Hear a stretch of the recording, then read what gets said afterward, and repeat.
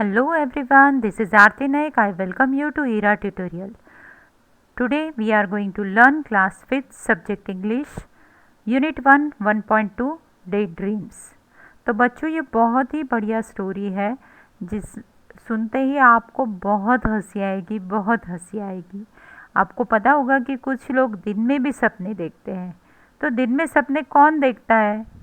जो काम नहीं करता, जिसके पास कुछ काम ही नहीं है करने को, तो वो बैठे बैठे दिन में सपने देखता रहता है कि मैं ये करूँगा, मैं वो करूँगी, लेकिन वो एक्चुअल में कुछ भी नहीं कर रहे होते हैं और इसीलिए दिन में उनके पास समय होता है कि वो सपने देख सके।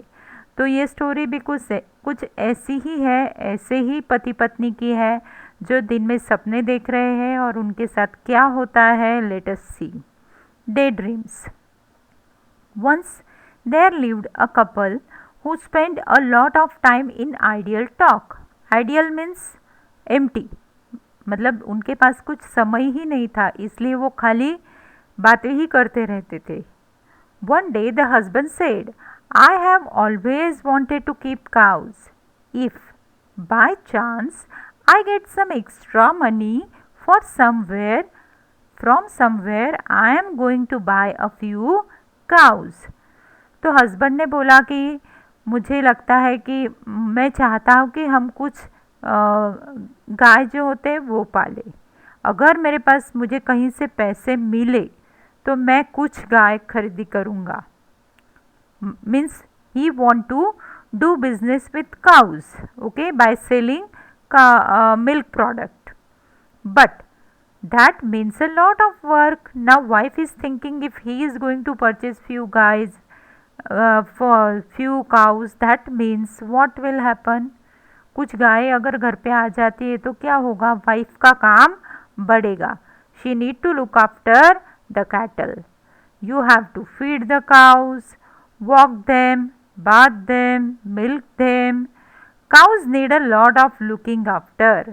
मतलब अगर कोई भी कैटल आप घर पे लाते हो तो उसके प्रोडक्ट से पैसे तो मिलते हैं, लेकिन उनकी देखभाल भी करनी पड़ती है। One cow would be enough. So she said that one cow is enough. I am satisfied with one cow because one cow can fulfil all our daily whatever we are in need. Cow can fulfil it, so it is sufficient. No need to buy more cows. क्योंकि पत्नी को मालूम है अगर ज़्यादा आ गए, गाय आई, तो काम तो पत्नी को ही करना पड़ेगा, इसलिए वो चाहती है कि एक ही बस है। There is no need to buy more cows said the wife, but think of all the milk we will get if we buy more said the husband. Now husband is little bit greedy. Husband थोड़ा सा लालची है, तो वो क्या सोच रहा है कि सोचो अगर हमने ज़्यादा गायें खरीद ली तो ज़्यादा दूध मिलेगा और उसे बेच के हमारे पास बहुत पैसे हो जाएंगे। तो पत्नी ने सोचा ठीक है, थोड़ा सा काम करने में क्या जाता है अगर पैसे मिलने वाले हैं। That's true, the wife agreed. Means wife also agreed that we should purchase few more cows. Now at this moment both are agree to buy some more cows. There will be so much milk that we can even have plenty of dahi and butter and ghee.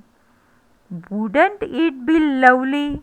How lucky that I have all these earthen pots kept aside.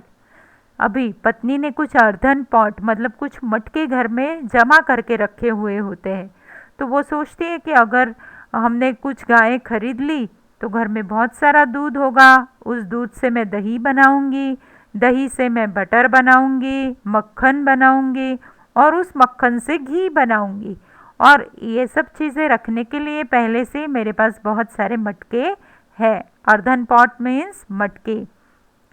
I will use one of the pots for milk, one for dahi, one for butter. The ghee I will put in another jar, and I will use the remaining pots to send milk to my sisters. Now wife had already planned that what she is going to do, whatever earthen pot she has, she is going to utilize it for making different milk product, and whatever pots will remain she will use it to send milk to her sister. And after listening this, what is the reaction of husband? अभी wife चाहती है कि कुछ जो दूध बचेगा वो अपने बहन को भेजेगी. Send milk to your sister? Who said you could send milk to your sister? अब पति तो गुस्सा हो गया, चिल्लाने लगा कि तू अपने बहन को दूध भेजेगी, लेकिन तुझे ऐसा किसने कहा कि तू अपने बहन को दूध भेज सकती है? There will be plenty of milk if we have so many cows. Why shouldn't I send it to my sister? अभी वाइफ को भी गुस्सा आया कि मैं इतना सारा काम करूँगी और थोड़ा सा दूध अगर मैं मेरे बहन को भेजती हूँ तो उसमें क्या बुरा है, मैं क्यों नहीं भेज सकती? Why shouldn't I send it to my sister? Because we are going to sell it in the market. That's why. अभी हस्बैंड को पता चला कि उस पर ज़्यादा चिल्लाया तो वो कुछ भी काम नहीं करेगी. That's why husband played a trick because both were very greedy. So wife को भी लगा अच्छा ठीक है, हम बेचेंगे तो पैसे आएंगे, बहन को देंगे तो वो फ्री में जाएगा. I will decide what to do with all that milk and not a drop of it goes to your sister. Remember. अब पति गुस्सा ही है, वो बोला अगर पत्नी अपने बहन को भेजेंगी तो वो अपना लॉस है, उतना दूध हम बेच नहीं सकेंगे. I will see how you can stop me from sending a pot full of milk to my dear sister. अब पत्नी ने भी चैलेंज ले लिया, उसने भी बोला मैं देखती हूँ आप मुझे कैसे भेजने नहीं देते हो. I do all the hard work running after the cows, so naturally I will decide what happens to the milk. Just try stopping me, the wife exclaimed. Wife exclaimed means what? वो गुस्से से चिल्लाई कि गाय जब भी गायें आएंगी उनका सारा काम तो मैं करने वाली हूँ, तो मैं वो निश्चित करूँगी, मैं वो डिसाइड करूँगी कि जो दूध आएगा उससे क्या क्या करना है, और अगर आप में हिम्मत है तो मुझे रोक के देखो. तो ऐसे वाइफ ने हस्बैंड को चैलेंज दिया. अब ये देखो दोनों बैठे बैठे बात कर रहे हैं. गाय तो अभी तक आई नहीं लेकिन सपना देख रहे हैं. See how they are dreaming about their work. When cows will come, milk with the help of means whatever milk will be there, they will store it in the earthen pots. Now here both are doing nothing, only they are talking, idle talk. Instead of doing any hard work, they are only sitting and talking. Is that so? Shouted the husband. अभी husband का भी ego hurt हुआ, उसे भी गुस्सा आया. Watch this then. He began to lift and smash the earthen pots one by one. अभी उसको गुस्सा आया कि बीबी तो सुन नहीं रही है. अगर पत्नी सुन ही नहीं रही है, वो बोल रही मैं हार्ड वर्क करूँगी तो मैं अपनी बहन को दूध भेजूँगी, तो पति को गुस्सा आया. अभी वो बोल रहा है नाउ वॉच दिस देन, मतलब देखो अब मैं क्या करता हूँ. And he began to lift and smash the earthen pots one by one. Then what he started, he begin to lift, मतलब एक एक मटका उठा के फोड़ने लगा वो. His wife began to scream, और पत्नी उस पर चिल्लाई. टू स्क्रीम मीन्स चिल्लाना. गोपाल भांड who was passing by heard all the commotion, मतलब गोपाल भांड जो उनका नेबर था, जो वहाँ से पास हो रहा था, गुजर रहा था. So he heard all the commotion and rushed inside. तो इनकी बातें कुछ कुछ उसके कान पे आई. Commotion means state of trouble and motion, मतलब वो गुस्से में कुछ मूवमेंट कर रहे हैं जिसे कुछ मुश्किलें आ रही है. ओके, सो ये सुन के अभी गोपाल भांड जो उनका नेबर है उसको लगा कि अरे इनका तो झगड़ा हो रहा है, तो मुझे जाना चाहिए बीच में और देखना चाहिए किस बात पे झगड़ रहे हैं. When he heard what had happened, he picked up a stout stick. अब जब गोपाल भांड गया इस पति पत्नी के पास, तो पति पत्नी ने उनको सारी कथा सुनाई, अपने विचार सुनाए. तो गोपाल भांड भी बहुत होशियार था. उसने क्या किया कि एक घर के एक कोने में एक स्टिक पड़ी हुई थी। उसने वो स्टिक उठाई and began to swish it in the air and pound it on the floor. उसने क्या किया, हवा में ही वो स्टिक घुमानी शुरू कर दी और बीच बीच में वो फ्लोर पर भी वो स्टिक चलाता था। So the husband and wife both astonished to see his antics. अब पति पत्नी को तो बहुत ही आश्चर्य हुआ। एस्टोन्ड मीन्स टू सरप्राइज, तो उनको बहुत ही सरप्राइज हुए वो। और उसकी जो वो एंटिक्स मतलब वो जो फनी मूवमेंट थी, वो जो फनी मूवमेंट मतलब हवा में ही स्टिक चला रहा था, ये देख के पति पत्नी को तो बहुत ही आश्चर्य हुआ। They both were surprised to see that funny thing. What are you doing, they inquired. अब पति पत्नी ज़रा उसको पूछ रहे हैं कि क्या हुआ। अब देखो गोपाल भांड ये स्टिक लेके हवा में घुमा रहा है और पति पत्नी देख रहे हैं कि भाई ये क्या हुआ, ये क्यों ऐसा कर रहा है। मूव असाइड सेड गोपाल भांड, मतलब गोपाल भांड कह रहा है कि तुम यहाँ से हटो नहीं तो तुम्हें लग जाएगी। I have to drive away your greedy cows, you have let them wander and now they have ruined my field of beans and cucumbers. Oh my lovely field of beans and cucumbers. तो अभी गोपाल भांड क्या बोल रहा है कि बाजू हटो नहीं तो तुम्हें लग जाएगी। मैं तुम्हारी ये जो ग्रीडी काऊ है, ये जो लालची गाय है जो मेरे खेत में मेरे बीन्स और कुकुम्बर मतलब ककड़ियाँ खाने जो आई है, बीन्स और ककड़ियाँ खाने जो आई है मेरे फील्ड में, मुझे उसे हटाने दो, नहीं तो ये मेरा पूरा फील्ड साफ कर जाएगी और मेरे पास कुछ भी बीन्स और कुकुम्बर नहीं बचेंगे। ये मेरा पूरा खेत बर्बाद कर देंगी ये गाय। But you don't have a field of beans and cucumber said the husband. अब पति बोल रहा है कि लेकिन आपके पास तो खेत ही नहीं है जिसमें बीन्स और कुकुम्बर है। As soon as he said that Gopal Bhand stop wielding the stick. मतलब बिल्डिंग मीन्स टू कमांड करना, किसी को बाहर निकलने के लिए जैसे स्टिक का यूज़ करते हैं, तो गोपाल भांड ने स्टॉप कर दिया वो करने का। And he raised his eyebrows, मतलब बड़े ही आश्चर्य से उसने वो हस्बैंड को पूछा। The husband and wife understood what he was trying to tell them. Can you tell what he wanted to see? क्या आप बता सकते हो कि गोपाल भांड क्या कहना चाहता था? जब हस्बैंड ने बोला कि आपका तो खेत ही नहीं है जिसमें बीन्स एंड कुकुम्बर है, तो इसीलिए गोपाल भांड पति पत्नी को कहना चाह रहा था, तो आपकी भी कहाँ गाय है जो आप इतना झगड़ा कर रहे हो। समझ में आया गोपाल भांड क्या कहना चाहता था? तो गोपाल भांड का यही कहना था कि आप दिन में सपने देख रहे हो, आपके पास तो कुछ गाय भी नहीं है, कुछ भी नहीं है, और आप बेकार में ही अपने मटके फोड़ रहे हो गुस्से में आकर और पति पत्नी झगड़ रहे हो। तो अभी तक तो आपके पास कुछ भी नहीं है झगड़ने के लिए, फिर भी आप दिन में सपने देख के झगड़ रहे हो। तो this was the story that Gopal Bhand want to explain husband and wife that you don't have any cows also, then why you are fighting on it?